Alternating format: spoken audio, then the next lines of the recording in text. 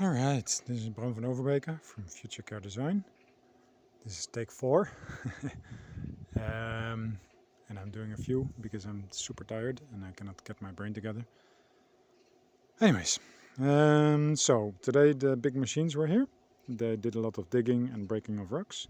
So we continued the swale. We made the culvert ditch over there. We continued the swale straight, in a straight line, as we discussed before. The tube that I just walked past is going to be sitting over there, so that basically we can have a driveway that leads right next door to the exit.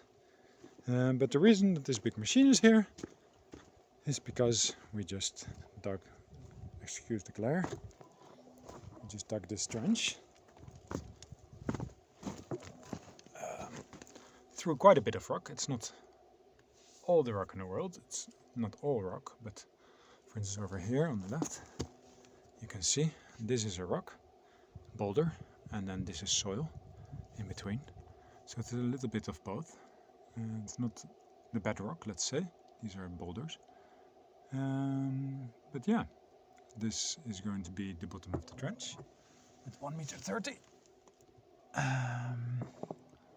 So the pipes are going to sit here, and we're going to be able to take air in from the outside and release it into our home. But it has to travel through these two pipes. This one pipe, sorry. I'm really tired. So basically we're going to take warm air in the summer, bring it underground, it runs through these pipes, it cools down and then comes into the house. And in wintertime we're going to take cold air, run it through these pipes in the ground and then into the house.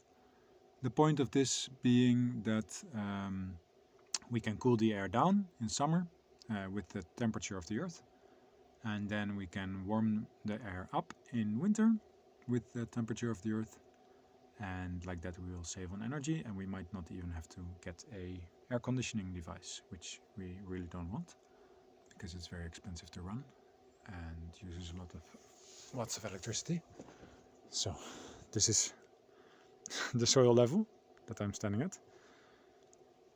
Alright, let me climb out and I'll show you the thing that I've been working on in between directing traffic, because all day I've been directing traffic for the guys and the workers. They want to know, like, where does this soil need to go, where does this rock need to go, how deep do we need to do this, where does blah blah blah blah.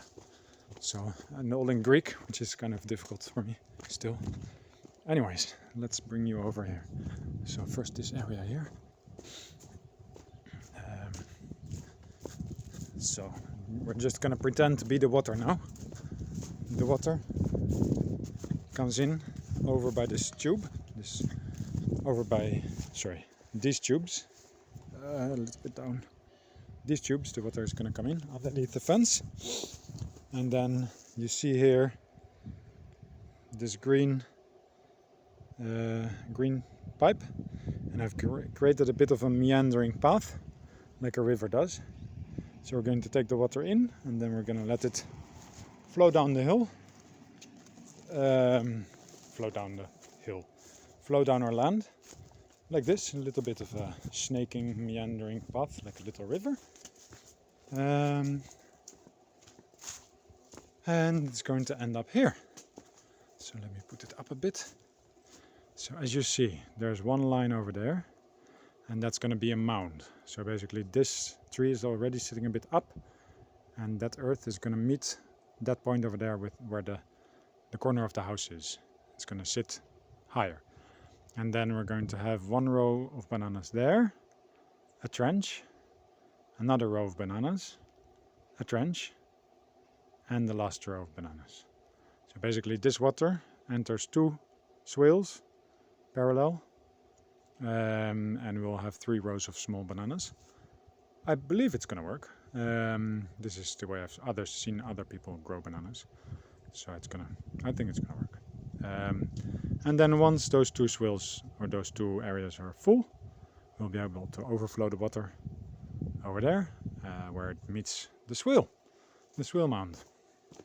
So basically we'll walk the path of the water again Here the water goes across a little overflow area, past this concrete and then into the swale, which will take it all the way to the back of the land. So, alright, that's it for today. I am now going to have a shower and relax a bit and get ready for tomorrow. So, I'm going to upload this as soon as I get inside, and I'll speak to you soon. Ciao, ciao.